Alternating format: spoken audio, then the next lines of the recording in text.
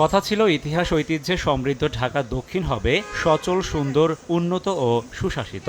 আদতে বাস্তবতা কি? সংকীর্ণ সড়কে গণপরিবহনের বিশৃঙ্খলভাবে ছড়িয়ে ছিটিয়ে থাকা, বিক্ষিপ্তভাবে যাত্রী ওঠানামা, দখল করা ফুটপাতে নাগরিকের পায়ে হাঁটা দায় সহ বিভিন্ন অনিয়ম আর অব্যবস্থাপনার ফলে ঢাকা দক্ষিণ কি আদৌ সচল হয়েছে? সড়কে শৃঙ্খলা ফেরাতে কথা ছিল ৬টি কোম্পানির আওতায় বাস্তবায়ন হবে বাস রুট রেশনালাইজেশন। ঢাকঢোল পিটিয়ে বেশ কয়েকবার কয়েকটি রুট চালু করলেও প্রকল্প দেখেনি সফলতার মুখ। এ তো গেল সচল ঢাকার স্বপ্নের কথা। এর বাইরেও নাগরিকদের আকাঙ্ক্ষা ছিল আবাসস্থল হোক জলাবদ্ধতা মুক্ত, মশা মুক্ত। তবে সামান্য বৃষ্টিতেই নগরী ডুবে যায় পানির নিচে।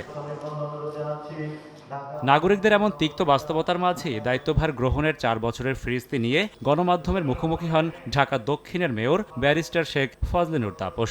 বর্জ্য ব্যবস্থাপনা, মশক নিধন, ঐতিহ্য সংরক্ষণের সফলতার ফিরিস্তি তুলে ধরে তার দাবি, গত ৪ বছরে নিজের নেই কোনো ব্যর্থতা। পাশাপাশি জানান, গত ৪০ বছরে যা হয়নি, গত ৪ বছরে সেই কাজ করেছেন তিনি। ব্রাইট লক টেকনোলজি সাধারণ পাউডারের তুলনায় দেয় দ্বিগুণ উজ্জ্বলতা। রিন অ্যাডভান্সড দেয় দ্বিগুণ উজ্জ্বলতা। সেটা আপনাদেরই দায়িত্ব, আপনারা বের করবেন।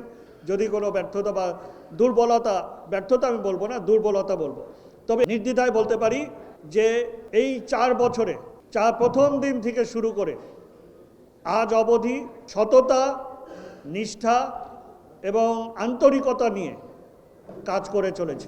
৪০ বছরে যা কাজ হয়নি, ৪ বছরের মধ্যে সেই কাজ সম্পন্ন করেছে। অগ্রাধিকার ভিত্তিতে মূল সংকটগুলো সমাধানে কাজ করছে সিটি কর্পোরেশন বলে জানান মেয়র। প্রথমে আমরা ধরেছি মশক ব্যবস্থাপনাকে, দ্বিতীয় আমরা ধরেছি বর্জ্য ব্যবস্থাপনাকে, তৃতীয় আমরা ধরেছি খালগুলো, আদি বুড়িগঙ্গা আমরা ধরেছি।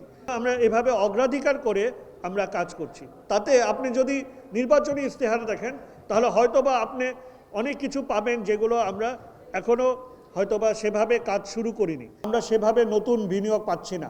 বাস রুট রেশনালাইজেশনে আমরা পরিষ্কারভাবে বলেছি যে আমরা কোনো পুরনো বাস দিয়ে আমরা ঢাকা শহরে আর ঢাকা নগর পরিবহন আমরা চালু করব না। সংসদ সদস্যের পদ ছেড়ে ২০২০ সালের ১৬ মে ঢাকা দক্ষিণ সিটি কর্পোরেশনের দায়িত্ব গ্রহণ করেন ব্যারিস্টার শেখ ফজলে-নূর তাপস। রাশেদ বাপ্পি, সময় সংবাদ, ঢাকা।